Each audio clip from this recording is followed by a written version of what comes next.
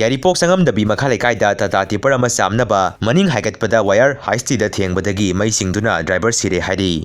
Israel gi airstrike da Iran gi top security officer Ali Larijani sikre US na ground troop thajilaklabadi atopa binam ama mayoknagani Iran da tholiba irang asigi matangda social media da aranba content semduna thagali haibaki matangda Indian masa 18 UAE da phakre.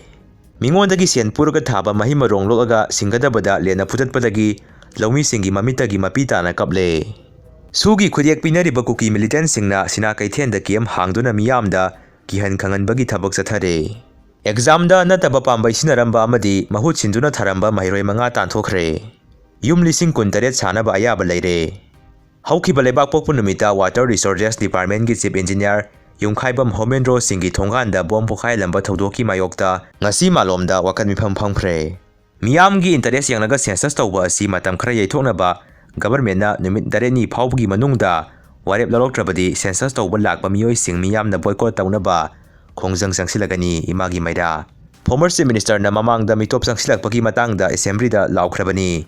Akhangba moina thoraga lawgadaba aduda mahaksu assembly loi phaw suti lawkiba laibak thibani. Myanmar border da Manipur gi yauloi singa nongmai kapnakre KLA PDF ki kedar mari sire kaya sokre. Babda award bung da saru yarubi child artist Pheri Khorom irangna maram oiduna hojiksu relief camp da sangjafam lauduna leiri Pheri Khorom moredagini. Manipur da hayang akha araw loinana nongsugani. Manipur gi poni bukan binaba MP sana jawbana parliament da taksingkhre.